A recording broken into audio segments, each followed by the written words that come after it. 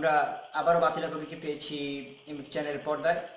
তো তার কাছে কিছু প্রশ্ন এসেছে। তো রাফাত খুলনা থেকে প্রশ্ন করেছেন যে পৃথিবীতে আজ পর্যন্ত 8টি গ্রহ পৃথিবীতে আজ পর্যন্ত 8টি গ্রহ আবিষ্কৃত হয়েছে। তো গ্রহগুলি আবিষ্কার হয়েছে কিভাবে, তার বর্ণনা জানতে চেয়েছেন তিনি।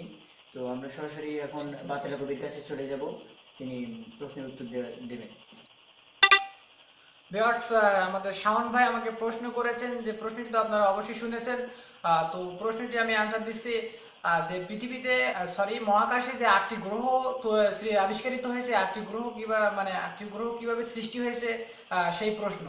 তো এই 8টি গ্রহ কিভাবে সৃষ্টি হয়েছে, তার একটি গ্রহ হচ্ছে প্লুটো গ্রহ। আমি প্লুটো গ্রহ 1757 সালে যখন আমার 1757 সালে আমি বিদ্রোহী এক উৎকৃষ্ট সমুদায় সমন্বিতভাবে আমি এই গ্রহটি আবিষ্কার করি, এবং এই গ্রহটিতে আমি যখন আবিষ্কার করি তখন আমি প্রথমে একটু চুনা পাথর দিয়ে গ্রহটি পরীক্ষা নিরীক্ষার মধ্য দিয়ে এই গ্রহটিকে সমবৃদ্ধ করার সমলগ্নে সমদত্ত হয়ে তাকে সৃষ্টির এক অনুকূল তপন্তে তাকে সৃষ্টির একটা ব্যাখ্যা তুলে ধরেছি। তো আমি এই যে ব্যাখ্যাটা তুলে ধরার পরে আমি ভেবেছি যে হ্যাঁ, আমি একটা এটিকে গ্রহ হিসেবে আমি দেখতে চাই পৃথিবীর সকল বৈজ্ঞানিকদের মুখে। তো সেজন্য আমি এই গ্রহটি আবিষ্কার করেছি। তো আমি প্রথমে আমি একটি লোহার একটি বাক্স নিই। তো বাক্সটি নেওয়ার পরে আমি ভাবলাম যে লোহার বাক্সটি যদি চৌকোনা হয়, তাহলে আমি যে গ্রহটি, লোহার বাক্সটি যদি মজবুত করে চৌকোনা বানানো যায়, তবে গ্রহটি কেন বড় করে মজবুত করে বানানো যাবে না কেন? তাই আমি অনেক কাঠ এবং অনেক সরঞ্জাম, পেরেক, আইজুলির দোকান আছে আমাদের পাশে, এখান থেকে পেরেক নিয়ে আমি, এবং সেই পেরেক নিয়ে সেই লোহাটিকে ফুটো করে এবং তাতে দিয়ে আমি কিন্তু এই গ্রহটি আবিষ্কার করেছি। তো এই গ্রহটি আবিষ্কার করার জন্য আমার 434 জন রোবট এখানে আমার করতে হয়েছিল। তো 435 জন রোবটের আমার কমপক্ষে খরচ হয়েছিল 5 লক্ষ বিলিয়ন কোটি টাকা। তো সেখানে আমি আমার রোবট দিয়ে কাজ করেছিলাম। আমার তো আপনারা জানেন যে আমার কোনো টাকার কোনো শেষ নেই। আমি অসীম টাকার অধীনে, আমি কোটি কোটি মার্কিন ডলার, আমার মহাকাশে এত পরিমাণ টাকা, যে টাকার সংখ্যা আমি আসলে গুণে শেষ করতে পারবো না। পৃথিবীতে যদি 1 কণা পরিমাণ পুড়িয়ে দেওয়া হয়, তাহলে পৃথিবী সাইডে একবারে ঢেকে যাবে আর কি। তো যেহেতু সব কথা যাক, আমি গ্রহ কিভাবে আবিষ্কার হলো সেটি আমি আজকে বর্ণনা করব। তো প্রথমে আমি গ্রহটি আবিষ্কার করার জন্য সরঞ্জাম নিয়ে আমি মহাকাশে যাই। তো মহাকাশে যাওয়ার পরে আমি সকল কিছু করার পরে আমি ছোট্ট একটা ভুল করেছিলাম। গ্রহটি সম্পূর্ণ করার পরে আমি একটা ব্রেক মারতে ভুলে গিয়েছিলাম। তো যেহেতু ব্রেক মারতে ভুলে গিয়েছিলাম, তার কারণে আমি কিন্তু সেই প্লুটো গ্রহে উঠতে পারছি না। তো সেহেতু সেখানে থাক, আমি উঠি পরে আবার ঠিকঠাক করবো বলে 1956 সালে আমি সেই গ্রহটিতে উঠছিলাম, কিন্তু সেটি আবার ঠিক করে দিয়েছিলাম। এটি ছিল প্লুটো গ্রহের আবিষ্কার। আর যে নেপচুন গ্রহটি তৈরি হয়েছিল, আপনারা জানেন যে নেপচুন গ্রহে থাকে হচ্ছে বরফ।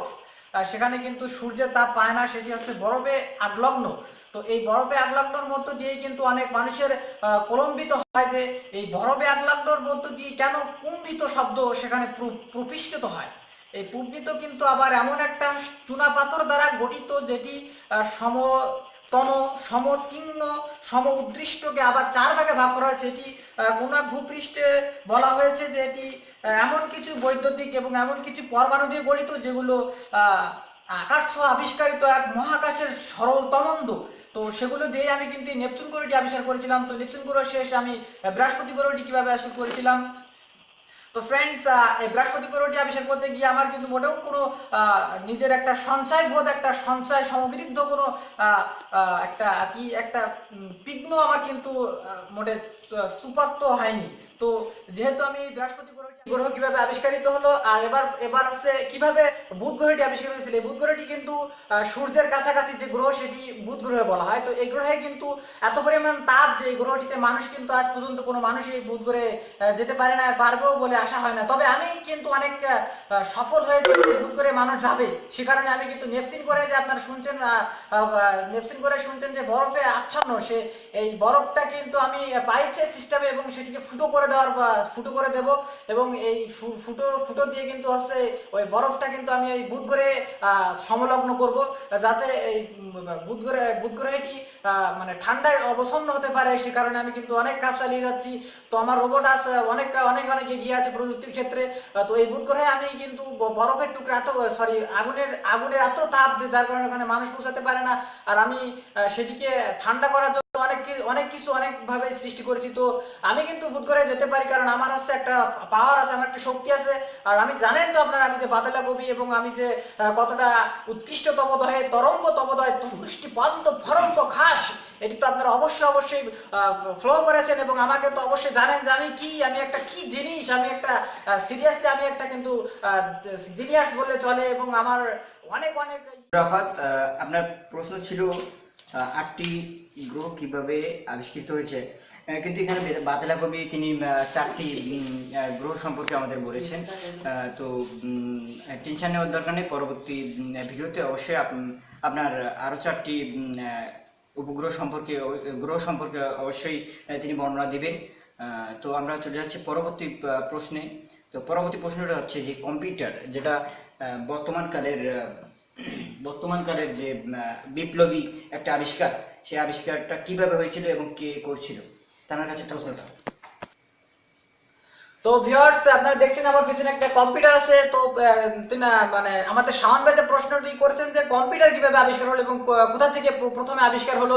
তো এই কম্পিউটারটি আমি আবিষ্কার করার জন্য প্রথমে আমার শনিগড়ে যাওয়া হয় এবং শনিগড়ে গিয়ে সেখানে কিন্তু আমি অনেক কিছু করার পরে আমি কিন্তু এই কম্পিউটারটা আবিষ্কার করেছি। তো এই কম্পিউটার আবিষ্কার করার জন্য আমি প্রথমে একটা ছোট্ট একটা কাদার টুকরা নেই এবং সেই কাদাটা নেওয়ার পরে আমি একটা সুন্দর একটা ছবি, মানে একটা পুতুল তৈরি করলাম। যে পুতুলটা যদি আমি কাদা দিয়ে তৈরি করতে পারি, তাহলে আমি কেন কম্পিউটারটা এত, মানে আমি আমার মনের মধ্যে, আমি তো আপনারা জানেন আমি যে কি জিনিস, আমার সকল কিছু আমার মাথা আসে এবং সকল কিছুকে আমি উদ্বৃত্ত জ্ঞানের মাধ্যমে সমবৃদ্ধ করতে পারি। তো সেটা দেখে আমার কিন্তু মাথায় আমার একটা বুদ্ধি আসছিল যে আমি কম্পিউটার আবিষ্কার করবো এবং সকলকে ক্যামেরা দিয়ে আমি ক্যামেরা আবিষ্কার করবো, মানে সকল কিছু প্রযুক্তির ক্ষেত্রে আমি এই বিশ্বকে এগিয়ে নিয়ে যাব। তো সর্বপ্রথম আমি তখন কম্পিউটার আবিষ্কার করি, তখন আমি শনিগড়ে গিয়ে আমি একটা ল্যাবরেটরি তৈরি করি এবং সেখানে অনেক গাছপালা শিকড় মেগড় নিয়ে সেখানে গিয়ে আমি একটা গাছের যে ভূত্র গাছের একটা শিকড় নিয়ে আমি চিন্তা করি এটি দিয়ে আমি একটা পাস তৈরি করব। এবং সেই ভূত্র গাছটি নিয়ে আমি কিন্তু অনেক ইসে গিয়ে আমি সেই ভূত্র গাছটিকে পুটকত করে সেটিকে আবার চিংমুং করে সেটির একটা চমৎকার একটি ভরম্ব তৈরি করলাম। ভরম্ব তৈরি করার পরে তো সেই ভরম্বটি ছিল এমন একটা, যেটা বলা হয় বিশাল বড় আকারে।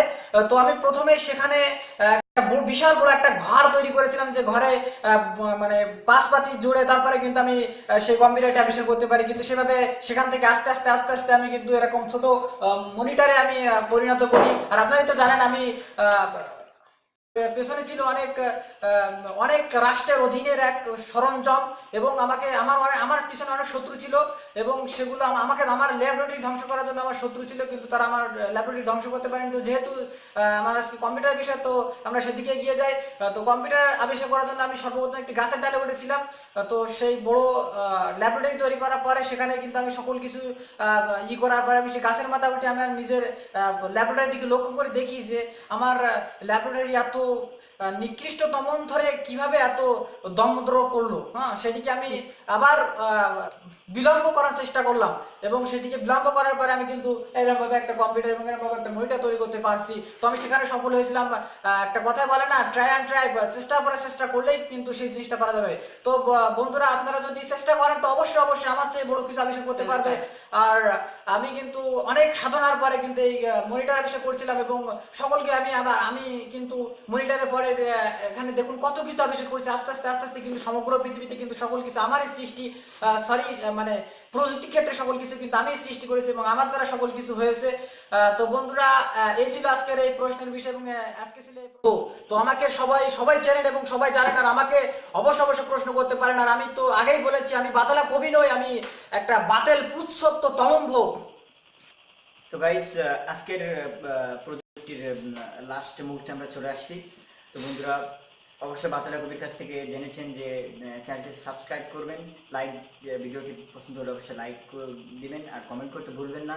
যদি আপনার কোনো প্রশ্ন থাকে অবশ্যই বাতেলা কবির কাছে প্রশ্ন করবেন। তো বন্ধুরা, সবাই ভালো থাকেন, সুস্থ থাকেন।